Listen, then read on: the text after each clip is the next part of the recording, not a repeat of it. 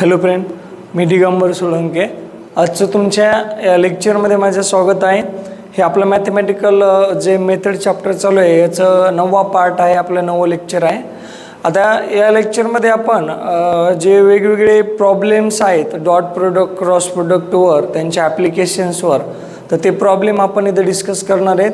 तर आपण एक प्रॉब्लेम जो आहे तो कसा सॉल्व करायचा आणि त्यासाठी काय फॉर्म्युले आहेत आणि ते कसे जे आहेत आपण इझिली सॉल्व करू शकतो याबद्दल आपण डिस्कशन करणार आहे. ठीक आहे, तर चला इथे मी पहिला प्रॉब्लेम लिहिलेला आहे बघा.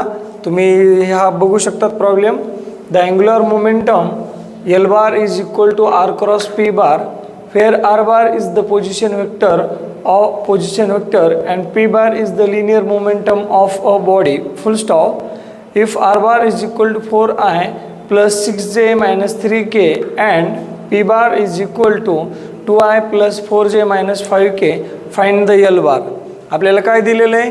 अँग्युलर मोमेंटम दिलेलं आहे. ठीक आहे, त्याचा जो फॉर्म्युला आहे तो आपल्याला दिलेला आहे. अँग्युलर मोमेंटम बरोबर R क्रॉस P बार, म्हणजे आपल्याला जे आहे तर एल बारचा फॉर्म्युला दिलेला आहे. L bar is equal to R bar cross P bar, म्हणजे आर बार ह्या वेक्टरचा पोझिशन वेक्टर घ्यायचा, आर बार हा जो वेक्टर आहे त्याचा क्रॉस प्रोडक्ट घ्यायचा पी बार सोबत. आणि आपल्याला आर बार काय पोझिशन वेक्टर दिलेला आहे, त्याची व्हॅल्यू काय दिलेली आहे आपल्याला 4I plus 6j minus 3k and P bar is equal to किती दिले 2I plus 4j minus 5k and find L bar म्हणलेले आहे. आपल्याला एल बारची किंमत काढायची. ठीक आहे, सो मी असं लिहू शकतो. इथं बघा आधी जे दिलेलं आहे आपल्याला ते लिहून घेऊ आपण.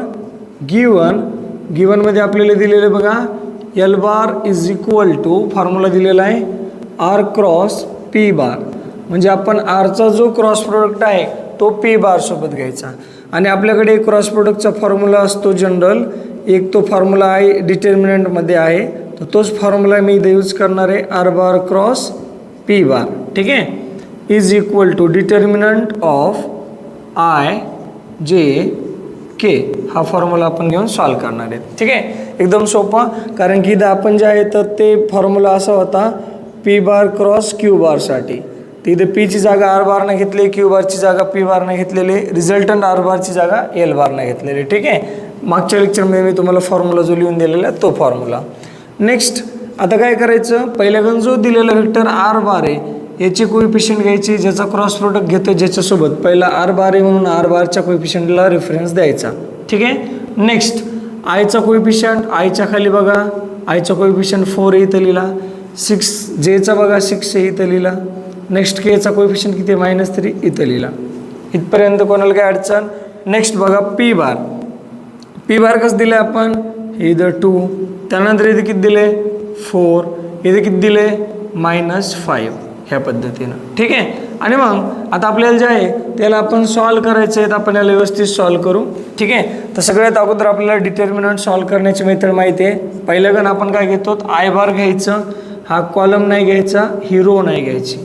आय ज्या कॉलममध्ये येतो कॉलम नाही घ्यायचा, त्यानंतर हा रो नाही घ्यायचा, म्हणजे राहिले किती इथं बघा आय कॅप ब्रॅकेटमध्ये राहिलं 6 - 3 4 - 5, हा 2/2चं डिटर्मिनंट सॉल्व करायचा. त्यानंतर घ्यायचं -j. ठीक आहे, डिटर्मिनंट ऑफ, आता -jचा 2/2चा डिटर्मिनंट घ्यायचा, याला सॉल्व करायचं. ठीक आहे, आता जे ज्या कॉलममध्ये आहे हा कॉलम बी नाही घ्यायचा आणि त्या ज्या रोमध्ये आहे ती रो पण नाही घ्यायची. बघा सो जे ह्या रोमध्ये आहे ही रो नाही घ्यायची, ह्या कॉलममध्ये हा कॉलम नाही घ्यायचा. सो आता फक्त आपल्याकडे 4 2 इथं राहतं -3 -5. ठीक आहे, अशा पद्धतीनं प्लस के कॅप जसे आला तसं के बार इज इक्वल टू, हा बघा डिटर्मिनंट ऑफ, इकडे एक डिटर्मिनंट घ्यायचा आता के बार. ठीक आहे, के बारसाठी पण तसंच, के ज्या रोमध्ये ती रो नाही घ्यायची, ज्या कॉलममध्ये तो कॉलम नाही घ्यायचा, हा कॉलम नाही घ्यायचा 3 आणि -5चा, आणि हा आडवा रो नाही घ्यायचा आय जे केचा, आणि के -3 5 ही कॉलम नाही घ्यायची. ठीक आहे, मग एकदम सिम्पल 4 6 2 4 आपण असं लिहिलं. आता हे डिटर्मिनंट आपल्याला सॉल्व करता येतात इझिली. सो मी असं लिहिणार आय कॅप जशाला तसं याला सॉल्व करणार -5 × 6 6 पंचे 30 -30. ठीक आहे, त्यानंतर 4 हे जे आहे 4 हे minus already 4 minus 3 multiply by, याला मी स्क्वेअर ब्रॅकेट करतो कारण की एक ब्रॅकेट येणार आहे. हे मायनस जशाला तसं 4 गुणिले 3 -12, इथं -12 ब्रॅकेट क्लोज. त्यानंतर नेक्स्ट मायनस जे कॅप लिहिलं. नेक्स्ट बघा आता जशाला तसं हे 5 गुणिले जे आहे तर या 5नं 4ला मल्टिप्लाय करायचं. -5 मल्टिप्लाय बाय -4, 4 पंचे 20, -20. हे मायनस जशाला तसं. 2 गुणिले 3 -6, हा ब्रॅकेट क्लोज. त्यानंतर बघा next plus K cap into, आता परत याला सॉल्व करायचं. 4 चौक 16 मायनस 6 दोन्ही 12. आता याला सॉल्व केलं की आपलं एल बार येतं. सो बघा आपण याला सॉल्व करू. Therefore L bar is equal to, आपला आन्सर येऊन जाईल. आता बघा हे आय कॅप जशाला तसं, इथं बघा आय कॅप जशाला तसं ब्रॅकेटमध्ये -30. आता बघा इथं तुम्हाला जे दिलेलं आहे इथं दिले -30, हे मायनस ऑफ मायनस प्लस 12, म्हणजे दिले येणार मी -30 प्लस 12. ठीक आहे. मायनस जे कॅप जशाला तसं जे कॅप. परत बघा इथे काय दिलं आहे, हे जे दिले तुम्हाला -20 -6 minus of minus plus, so काय लिहिणार मी इन ब्रॅकेट -20 प्लस 6. ठीक आहे, ब्रॅकेट क्लोज. त्यानंतर बघा प्लस के कॅप इंटू, ब्रॅकेटमध्ये काय राहिले 16 - 12. 16 - 12 किती आलं आपलं, याला डायरेक्ट सॉल्व केलं तर येतं बघा 16 - 12 4. हे आपला आन्सर आलं इथं 4. ठीक आहे. ह्या अशा पद्धतीने आपला एल बार व्हेक्टर आला. त्याला परत सिम्प्लिफाय करून घेतो. Therefore L bar is equal to, हे बघा 12मधून जे आहेत तर 30 गेले तर आपण याची जी वजाबाकी जर केली तर बघा आपल्याला काय येते ते 20 - 18 आय कॅप. परत इथं बघा हे 6 येते हो, हे 6 - 20 किती होतात प्लस, सॉरी हे 20, हे -20. ठीक आहे. त्यानंतर हे मायनस ऑफ मायनस प्लस झालं, हे +6 -12 जे आहे त्याचं आपल्याला आन्सर येतं मायनस, हे जे कॅप जशाला तसं इंटू -14 प्लस हे इथं बघा, हे इथं जे आहे इथं आपण सॉल्व केले 16 हे के कॅप जशाला तसं 16 - 12 4 आलं तर सॉल्व केले, हे 4 जशाला तसं. म्हणून फायनल आन्सर लिहिन मी L bar is equal to -18 I cap minus of minus plus 14 J cap and plus 4 K cap. हे आलं आपलं आन्सर कशासाठीचं, एल बारसाठीचं. आणि म्हणून आपल्याला अशा पद्धतीनं जर एल बार दिला असेल तर त्याचा जो क्रॉस प्रोडक्ट आहे तो असा आन्सर येतं आपल्याला. ठीक आहे. आपल्याला त्यांनी बघा गिवनमध्ये असं दिलं तर L bar is equal to R bar cross P bar, आणि दोन व्हेक्टरचा क्रॉस प्रोडक्ट फाईंड करण्यासाठी आपल्याकडे फॉर्म्युला हा आहे. ठीक आहे. तर ॲज इट इज आपण हा फॉर्म्युला इथे यूज केला आणि याला सॉल्व केलं. ठीक आहे. तुम्हाला बघा लिहून घ्यायचं असेल तर व्हिडिओ पॉज करून लिहून घेऊ शकता. ठीक आहे. चला आता नेक्स्ट प्रॉब्लेम बघू. हा आपला नेक्स्ट क्वेश्चन आहे. बघा काय दिलं आहे, 2 forces having magnitude capital A and A/2 are perpendicular to each other full stop, then the magnitude of their resultant is. हा क्वेश्चन आहे बघा. आता लेटेस्ट झालेले एक्झाम JEE मेन्स 2023चा पर्याय असे होते बघा, 5a/2, B √5a/4, C √5a/2, D √5a²/2. ठीक आहे. तुम्ही व्हिडिओ पॉज करून ट्राय करू शकतात, परत नंतर मी सांगतो. ठीक आहे. चला केलं ट्राय.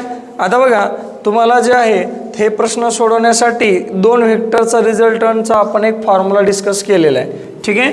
तो फॉर्म्युला असा होता आपल्याकडे, R bar is equal to √p² + q² + 2pq cos θ. आपल्याकडे एक असा फॉर्म्युला होता. रिझॉल्युशन ऑफ व्हेक्टरमध्ये आपण बघितलेलं आहे. तुम्हाला जर ते तुम्ही लेक्चर बघितलं नसेल तर तिथे जाऊन बघा रिझॉल्युशन ऑफ व्हेक्टर, आणि त्यामध्ये दोन व्हेक्टरचा जो आहे रिझल्टंट आपण अशा पद्धतीनं फाइंड करू शकतो. ठीक आहे. पी बार म्हणजे पहिला व्हेक्टर, क्यू बार म्हणजे दुसरा व्हेक्टर, आणि थीटा म्हणजे त्यांच्यामधला अँगल. ठीक आहे.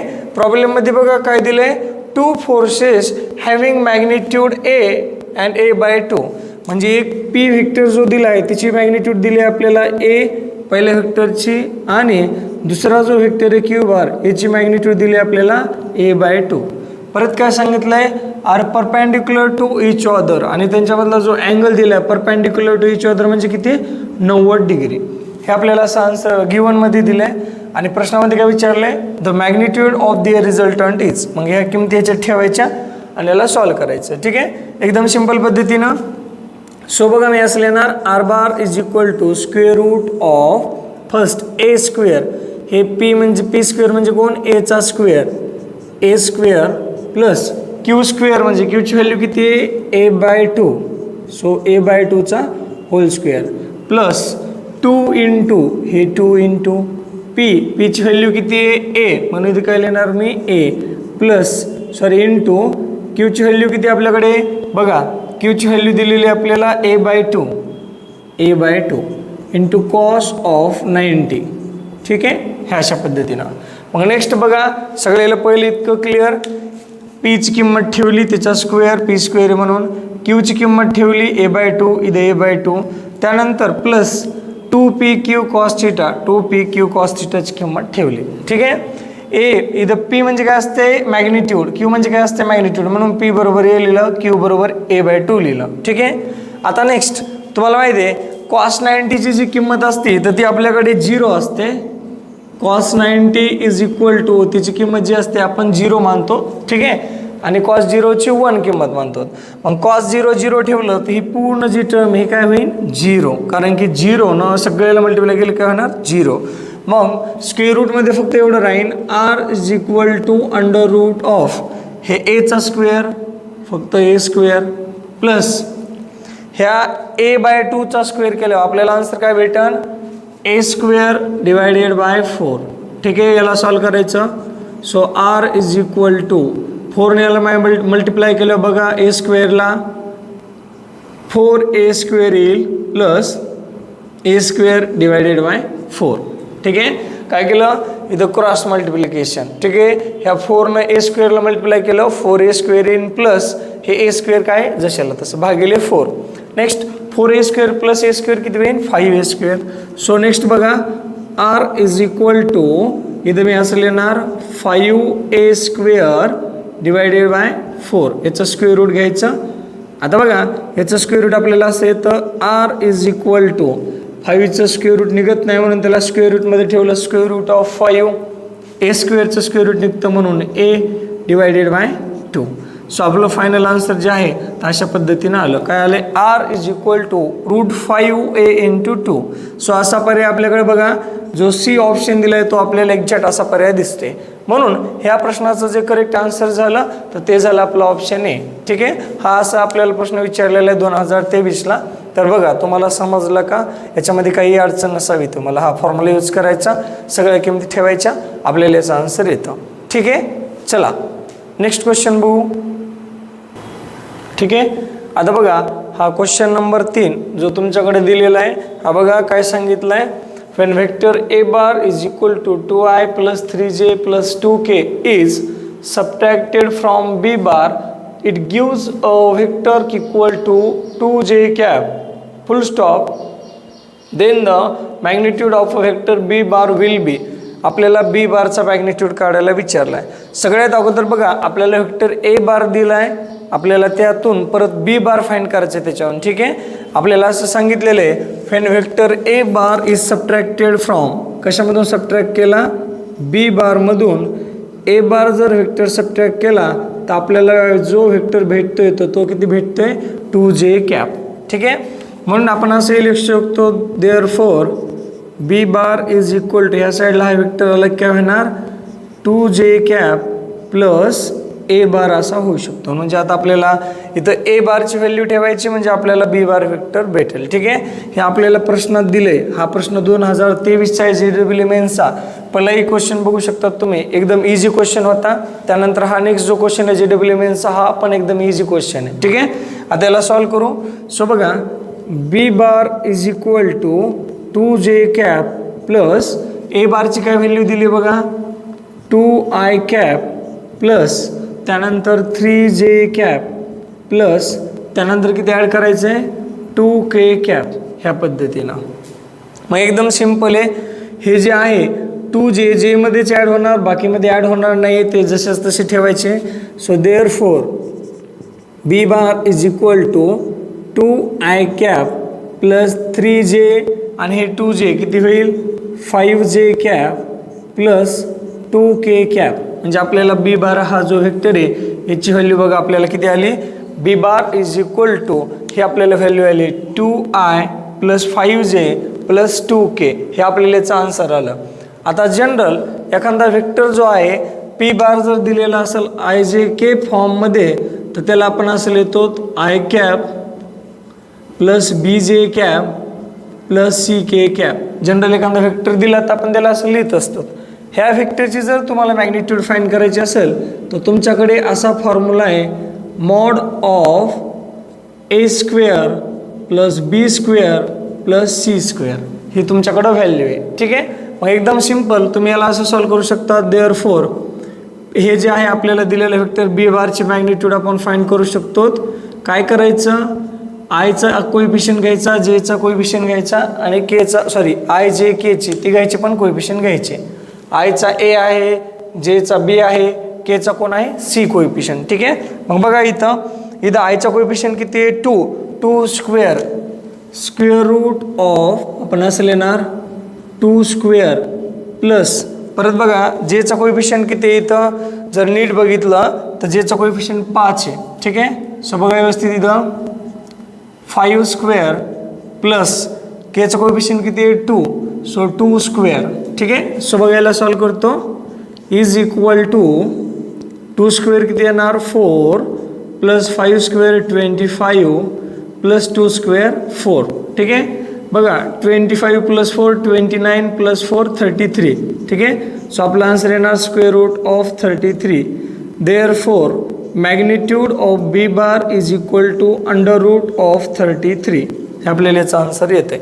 ठीक आहे, मग हा जो पर्याय आहे तर आपल्याला असा पर्यायाचा बी दिलेला ऑप्शन आहे, म्हणून ह्या प्रश्नाचं जे आन्सर आहे आपलं काय आलं बी, कारण की हा आपण काढलेला आन्सर आणि हा दिलेला पर्याय दोन्ही पण मॅच होते आणि ह्या पद्धतीनं तुम्ही ह्या प्रश्नाला सॉल्व करू शकता. ठीक आहे, चला आता नेक्स्ट क्वेश्चन देतो, तो तुम्ही परत व्हिडिओ पॉज करून तो ट्राय करायचा आणि नंतर मग नाही आला तर नंतर याचं सोल्युशन बघायचं. असा क्वेश्चन आहे क्वेश्चन नंबर 4 जो आहे पण GWMNचे 3 क्वेश्चन आहेत सलग. पहिला जो आहे तो बोर्डातला प्रॉब्लेम होता आणि बाकीचे जे GWMNचे क्वेश्चन आहेत 2023ला विचारणारे, तुम्ही ट्राय करू शकता एकदा व्हिडिओ पॉज करून. ठीक आहे, चला बघा आता तुम्ही ट्राय केला असेल तर तुमचा जे पर्याय आलेला आहे तो बरोबर आहे का नाही आपण चेक करू. सगळ्यात अगोदर प्रॉब्लेम वाचा काय दिलेला आहे, a vector in XY plane makes an angle of 30 degree with the y axis full stop. The magnitude of a y component of a vector is 2 root 3 full stop. The magnitude of x component of the vector will be. आपल्याला काय सांगितलेलं आहे y axis सोबत जो angle केलेला आहे व्हेक्टरनं तो 30 degree angle आहे. त्यानंतर नंबर 2 त्या y कॉम्पोनंटची व्हॅल्यू 2 रूट 3 दिली आहे आणि आपल्याला विचारलेली x कॉम्पोनंटची. ठीक आहे, आपण याच्यासाठी आता फिगर काढू. असं समजू आपण हा आपला XY प्लेन आहे, हा जो आहे आपला y ॲक्सिस समजू, हा इकडला जो आहे आपला एक्स ॲक्सिस. ठीक आहे, आता आपण एक जनरल एक व्हेक्टर ए बार घेऊ जेनं की वाय ॲक्सिस सोबत जो अँगल केलेला आहे हा आपण अँगल 30 डिग्री म्हणू. ठीक आहे, त्यानंतर हा जो कॉम्पोनंट झाला याचा इकडला एक कॉम्पोनंट आणि हा दुसरा कॉम्पोनंट. ठीक आहे, 2 कॉम्पोनंट. हा झाला याचा एक्स कॉम्पोनंट AX, इकडला कॉम्पोनंट म्हणू आपण AY कॉम्पोनंट. ठीक आहे, हा जो कॉम्पोनंट दिसतोय तुम्हाला हा उभा कॉम्पोनंट याला म्हणायचं AY component of vector A bar along Y axis. आणि हा जो कॉम्पोनंट दिसतोय तुम्हाला तर हा एक्स कॉम्पोनंट झाला ए व्हेक्टरचा अलॉंग द एक्स ॲक्सिस सोबत, इकडला वाय कॉम्पोनंट. ठीक आहे, आता नेक्स्ट आपण जे आहे ह्या प्रश्नाला सॉल्व करू.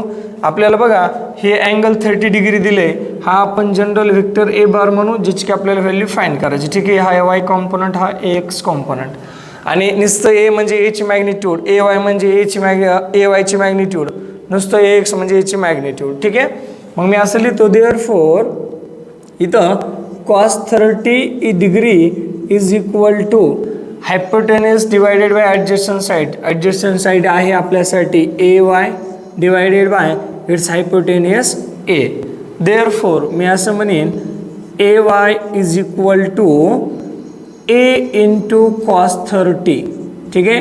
मग आता बघा कॉस 30ची जी किंमत आहे तुम्हाला ती माहीत पाहिजे. जसं म्हणजे आपण जर बघितलं तर जो आपला टेबल असतो त्या टेबलमध्ये आपल्याला अशा व्हॅल्यू भेटतात. 0 डिग्रीच्या साइन 0ची 0, साइन 30ची 1/2 असते. त्यानंतर नेक्स्ट 45ची 1/√2 असते. हा टेबल लक्षात ठेवायचा. त्यानंतर 60ची असते √3/2 आणि त्यानंतर साइन 90ची असते 1. आणि कॉसच्या कशा असतात याच्या उलट्या. 0 डिग्रीची 1, √30 आपलं कॉस 30ची √3/2, कॉस 45ची 1/√2, कॉस 60ची 1/2 आणि याची 0 डिग्री. ठीक आहे. मग ह्या पद्धतीनं म्हणजेच आपला हा जो AY कॉम्पोनंट आहे हा AY component is equal to A into काय आन्सर येईन आपलं कॉस 30. कॉस 30 म्हणजे किती किंमत घ्यायची आपल्याला √3/2 ही किंमत आपल्याला घ्यायची. आता बघा AY कॉम्पोनंट तर दिलेला आपल्याला किती दिलेला आहे 2√3. हा आपल्याला AY कॉम्पोनंट दिलेला काय दिलेला आहे 2√3. म्हणून याची व्हॅल्यू इथे ठेवतो मी. देअरफॉर बघा हे जे आहे 2√3 is equal to A into √3/2. So हे √3 दोन्ही साईडला आहे कॅन्सल.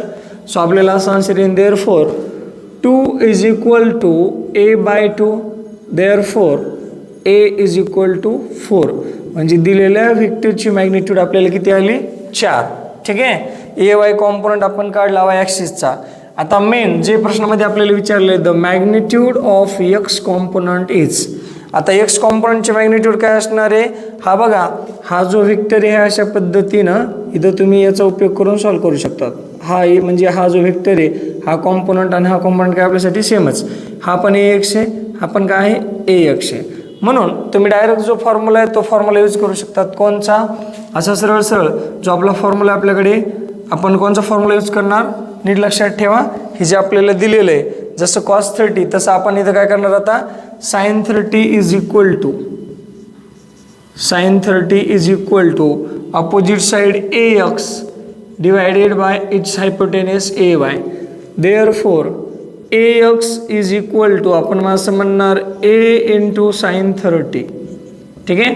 नेक्स्ट AX कॉम्पोनंट काढायचं आपल्याला. A ची किंमत आहे 4 गुणिले साइन 30. ठीक आहे. सो बघा AX इज इक्वल टू 4 जशाला तसे साइन 30ची किंमत आली 1/2. ठीक आहे. सो 2 न 2ला डिवाइड केलं इथं 2 आन्सर आलं. Therefore AX is equal to आपल्याला 2 आन्सर आलं. ठीक आहे. हे आपलं आन्सर झालं AX इज इक्वल टू 2. मग अशा पद्धतीनं आपला जो पर्याय झाला तो बरोबर पर्याय कोणचा झाला B हा पर्याय आपला बरोबर झाला. आपलं झालं B साठीचं जे आन्सर आले ह्या पद्धतीनं. म्हणजे बघा परत प्रॉब्लेममध्ये काय काय केले आपण कोणते कोणते फॉर्म्युले आपण यूज केलेत. Cos 30 is equal to AY/A. कोणालगतची बाजू भागितली कर्ण adjacent side divided by hypotenuse. म्हणून AY is equal to A cos 30 आलं. याच्यावर आपण दोघांना इक्वेट केलं. A व्हेक्टरची मॅग्निट्यूड फाइंड केली आणि ती A व्हेक्टरची मॅग्निट्यूड आली आपल्याला 4. त्यानंतर हाच अँगल यूज करून आपल्याला एक्स कॉम्पोनंट काढायचा होता. मग हा जो एक्स कॉम्पोनंट आहे हा समोरच्या साईडच्या बरोबर इतक्याच. ठीक आहे. सो इथं आपण डायरेक्ट फॉर्म्युला यूज केला sine 30 is equal to AX/A. का फॉर्म्युला यूज केला इथलाच कारण की हा अँगल 30 आहे म्हणून ही जी साईड आहे आपल्यासाठी किती असणार आहे सिम्पली AX. किंवा तुम्ही असं दुसरंही फाइंड करू शकतात. हा अँगल 30 आहे म्हणजे हा उरलेला अँगल किती असणार 90 - 30. सो हा असणार 60 डिग्री. तिथं कॉस 60ची किंमत ट्राय करून बी तुम्ही आन्सर फाइंड करू शकतात. एकदम सिंपल पद्धतीनं हे आपला आन्सर झालं. ठीक आहे. मग ह्या पद्धतीनं आपल्याला जे आहे तर AXची जी किंमत आहे ही आपल्याला 2 आली. म्हणजे आपला बरोबर पर्याय काय झाला option B is the correct answer. ठीक आहे. हा बघा आपला लास्ट क्वेश्चन आहे. Vector AI cap plus BJ cap plus K cap and 2I minus 3J cap plus 4K cap are perpendicular to each other when 3A plus 2B is equal to 7, then the ratio of A to B is x/2, then the value of x is. हा JEE men's 2023चा प्रश्न आहे. तर मी video pause करून try करू शकता. ठीक आहे. चला आता बघा तुम्ही ट्राय केला असेल तुमची एक्सची व्हॅल्यू आली असेल. आता ही जी एक्सची व्हॅल्यू आहे कशी फाइंड करायची हे आपण म्हणजे जे आहे तर स्टार्ट करू. ठीक आहे.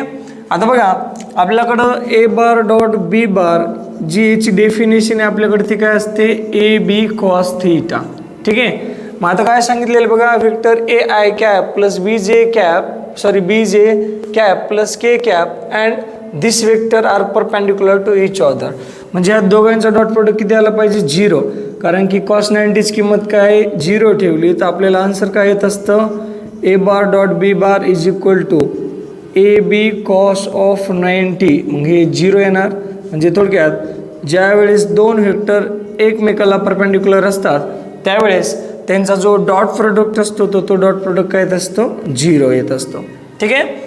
आणि जर दोन वेक्टर आपल्याला आय जे के फॉर्ममध्ये दिले असतील, a I cap plus B J cap plus जे आहे A1 B1 घेतो मी C1 के कॅप आणि क्यू बार जर आपल्याला असं दिलं असेल आय जे के फॉर्ममध्ये I2 A cap plus B2 जे कॅप प्लस C2 के कॅप, तर त्यांचा डॉट प्रोडक्टचा जो फॉर्म्युला असतो पी बार डॉट क्यू बार हा असा येतो, आय जे केच्या कोइफिशियंटच्या गुणाकारांची बेरीज A1 A2 plus B1 B2 plus C1 C2. ठीक आहे. आणि हे आपण फॉर्म्युला इथे यूज करणार आहे. सो बघा, पहिला वेक्टर दिलेला आपल्याला ए बी सी. आता हा एचा गुणाकार जो आहे तर आपण पहिला वेक्टर असं लिहू, P bar is equal to असं लिहितो ए आय कॅप प्लस इथे लिहितो मी B J cap plus K cap. आणि आपल्याला जो दुसरा वेक्टर दिला आहे क्यू बार तर त्याला आपण असं लिहू 2i cap minus 3j cap plus 4k cap. ह्या दोघांचा डॉट प्रोडक्ट घ्यायचा आणि हा डॉट प्रोडक्ट किती आहे, 0 आहे. कारण की ज्या वेळेस दोन वेक्टर एकमेकाला परपेंडिक्युलर असतात तर त्यांचा जो डॉट प्रोडक्ट येत असतो तो किती असतो, 0. सो बघा, हे जे आहेत आपल्याला आन्सर येणार डॉट प्रोडक्टचं 0. आता इथं तुम्हाला जी एक्सची व्हॅल्यू विचारली तर हा JEE मेन्समधला एक सेक्शन असतो बी सेक्शन, जिथं तुम्हाला 10 क्वेश्चन दिलेले असतात. 10 क्वेश्चनपैकी कोणची 5 जे आहेत जे तुम्हाला 5 जमतील ते प्रश्न सोडवायचे. कोणतेही 5 प्रश्न सोडवा, तुम्हाला त्याचं जे आन्सर आहे ते आलेलं आन्सर टाईप करून लिहावं लागत असतं. आधी इथं तुम्हाला आता A to B चा रेशो विचारला आहे आणि म्हणून तुम्हाला आधी हा डॉट प्रोडक्ट फाइंड करणं आहे. ठीक आहे. सो बघा, आपण हा फॉर्म्युला यूज करून डॉट प्रोडक्ट फाइंड करणार. A1 A2 B1 B2 C1 C2. So बघा, इथं P dot Q is equal to मी असं लिहितो A इंटू इकडे किती आहे 2, हे मल्टिप्लाय बाय 2 प्लस त्यानंतर B इंटू मायनस 3. त्यानंतर बघा प्लस इथं केचं कोएफिशियंट किती आहे, काहीच नाही म्हणजे 1 इंटू 4. ठीक आहे. सो बघा, हेच आन्सर काय येणार. मग मी इकडे लिहितो A मल्टिप्लाय बाय 2A त्यानंतर मायनस हे 3 मायनस प्लस काय होणार मायनस. सो इथं काय आन्सर येणार मायनस 3B. त्यानंतर बघा प्लस 4 इज इक्वल टू काय आन्सर येणार 0. हे आपलं आन्सर झालं ह्याच्यासाठीचं. म्हणजेच याला जर तुम्ही सॉल्व केलं तर आपल्याला हे असं येणार देअरफॉर 2A मायनस 3B बरोबर मायनस 4. एक इक्वेशन नंबर झालं. त्यानंतर आपल्याला दिलेलं असे 3A प्लस 2B. हे आपल्याला असं इक्वेशन दिलेलं आहे 3A प्लस 2B. हे आपल्याला असं आन्सर दिलेलं is equal to 3A plus 2B बरोबर 7. ठीक आहे. मग आता कोणत्या एका कोएफिशियंटला 2 किंवा 3 मल्टिप्लाय करा आपला आन्सर येऊन जातं. ठीक आहे. आपण याला इक्वेशन नंबर 2 म्हणू. इक्वेशन हे जे आहे फर्स्ट याला आपण 2 मल्टिप्लाय करू आणि याला आपण 3 मल्टिप्लाय करू. म्हणजे आपला आन्सर काय येतं बघा, याला 2 मल्टिप्लाय केल्यावर 4A मायनस 6B बरोबर 2 मल्टिप्लाय बाय 4 मायनस 8. ठीक आहे.